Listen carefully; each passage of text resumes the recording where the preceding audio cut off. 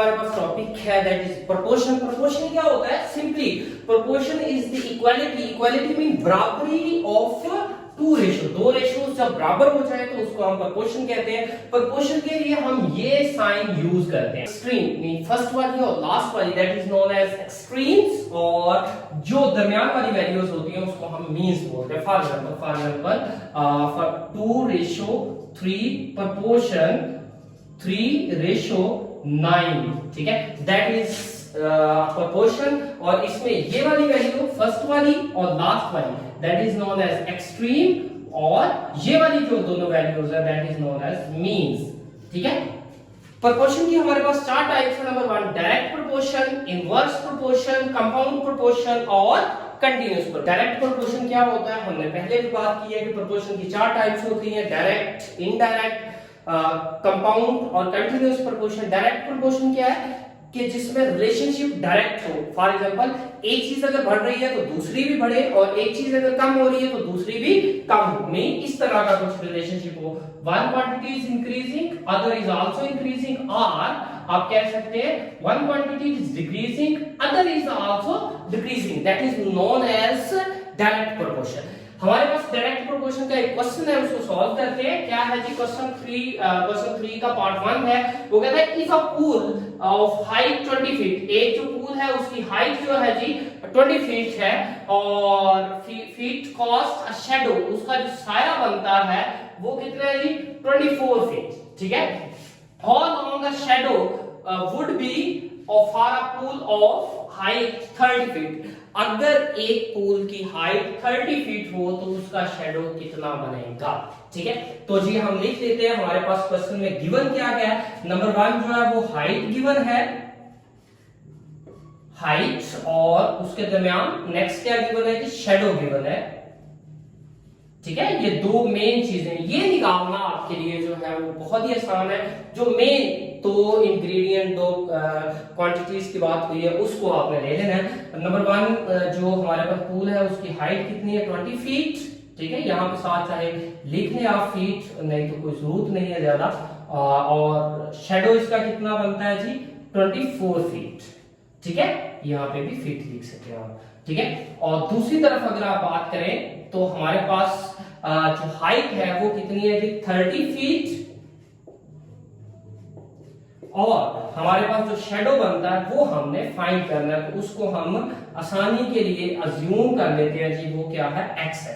हम अज्यूम कर लेते हैं, फॉर एग्जांपल यहाँ पे आप लिख सकते हैं से, ठीक है, कि वो हाइट उसकी कितनी, शैडो उसका कितना बनता है जी? x बनता है, ठीक है। अब हमें जो है यहाँ पे मेजर इसका थोड़ा सा क्रिटिकल पार्ट है जो कि आपको समझना है। बहुत आसान है, अगर आप तवज्जो से सुनेंगे तो बड़ी आसानी से समझ आ जाएगी। जस्ट इमेजिन कि एक चीज है जिसकी हाइट 20 फीट है, उसका शैडो 24 फीट बन रहा है। अब दूसरी चीज जो है वो 30 फीट की है, तो उसका शैडो ज्यादा बनेगा या कम बनेगा?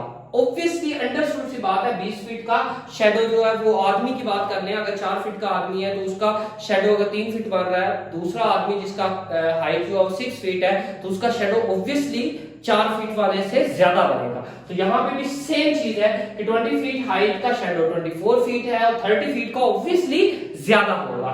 तो हमें करना क्या है? जो छोटी वैल्यू हो, छोटी वैल्यू से लेके बड़ी वैल्यू की तरफ हमें एरोस लगाने हैं। क्या करना है? एरो लगाने हैं।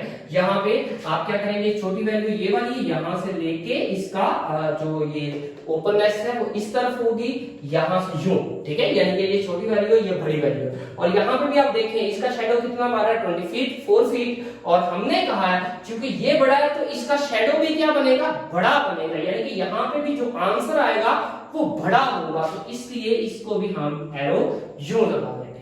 तो इट्स मीन ये भी दोनों का रुख जो है वो डायरेक्शन जो है वो एक ही सिम है, तो that is known as direct proportion. अब इसको सॉल्व कर लेते हैं। आपने करना क्या है? सबसे पहले जहां से ये एरो शुरू हो रहा है उस वैल्यू को लिखना है, ये वाली वैल्यू, ये याद रखनी चीज। उसके दरमियान रेशियो का साइन, और फिर जो है आपने ये नेक्स्ट वाली वैल्यू लिखनी है। दरमियान में आपने प्रोपोर्शन का साइन लगाना है, जो कि ये 4 डॉटेड है।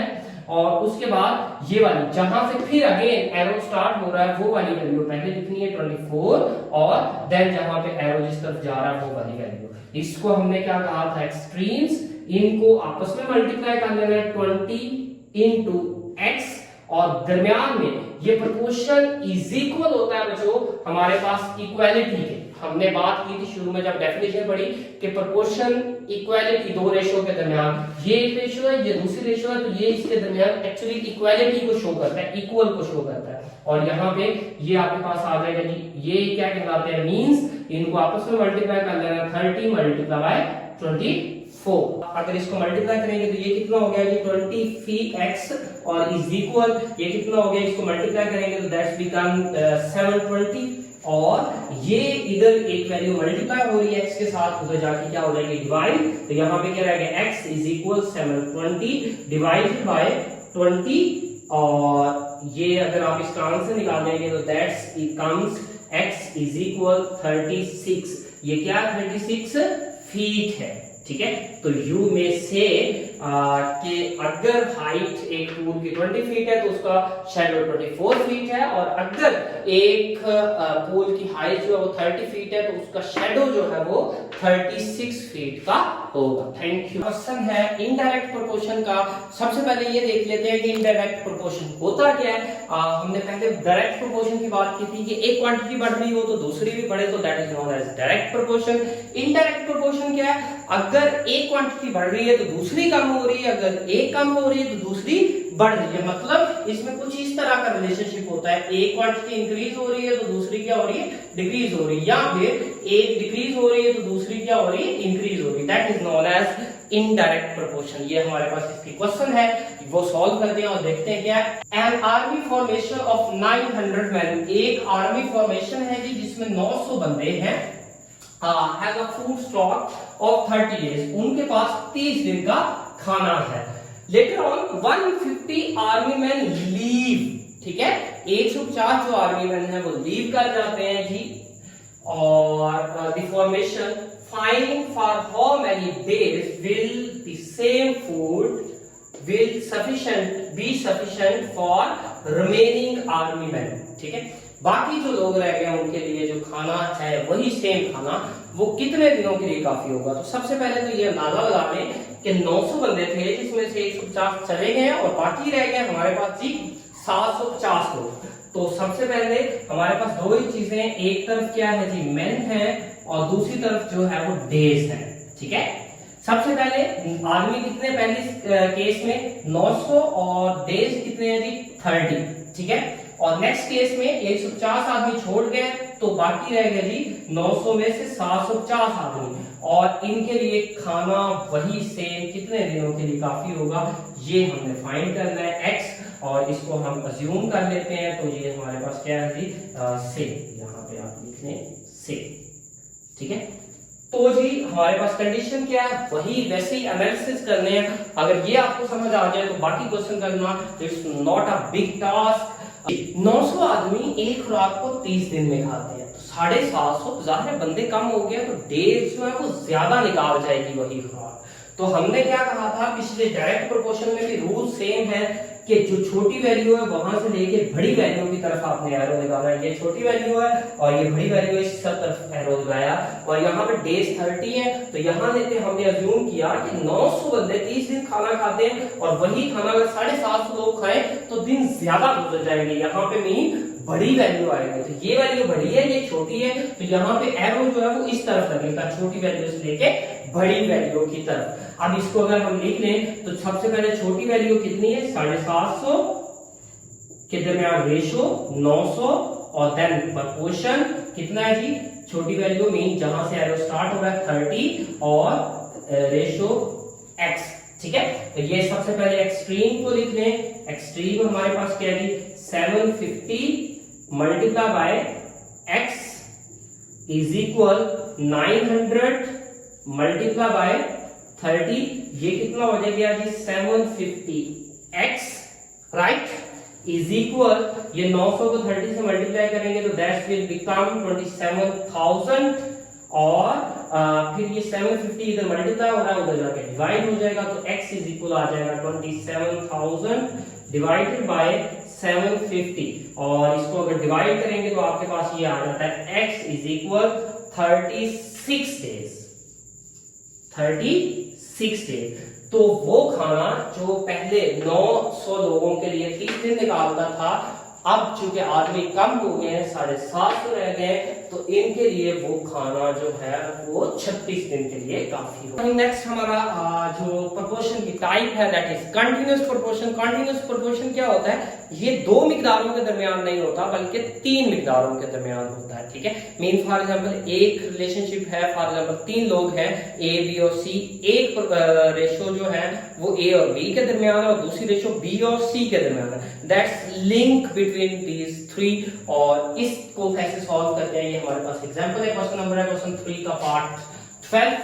Jewel and company pays tax of rupees जो है वो 4900 टैक्स वो पे करते हैं, is to be shared in the ratio of, एक जो है ए और बी के दरमियान 3:5 है और बी और सी के दरमियान रेशो जो है वो 5:2 है। व्हाट इज द टैक्स पर हेड, हर एक हेड को कितना कितना टैक्स आता है। तो सबसे पहले सिंपली आपने करना क्या है, तीन रेशोज हैं, कौन कौन सी जी, ए रेशो है, बी रेशो है और सी रेशो। तो लिख लें ए की रेशो कितनी है जी, ये हमारे पास लिखा हुआ 3:5 ए और बी के दरमियान, और सी बी और सी के दरमियान क्या 5, यहां पे लिख लें रेशो 2, ये है राइट।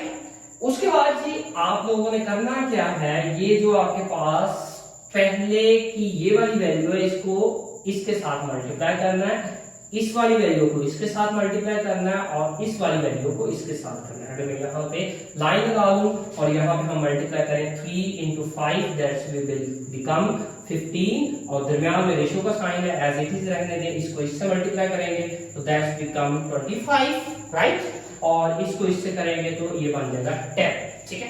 ये अब रेशो में क्वेश्चन कन्वर्ट हो गया, जैसे हमने पीछे रेशो सीखी। तो करना क्या है, रेशो में हम क्या करते हैं, सम ऑफ रेशोज निकाल देते हैं। तो सम ऑफ रेशोज इज इक्वल, हमारे पास कितना जी 15 प्लस 25 प्लस 10, तो ये जी हमारे पास 15 और 40 और 10 50 हो गया, ठीक है।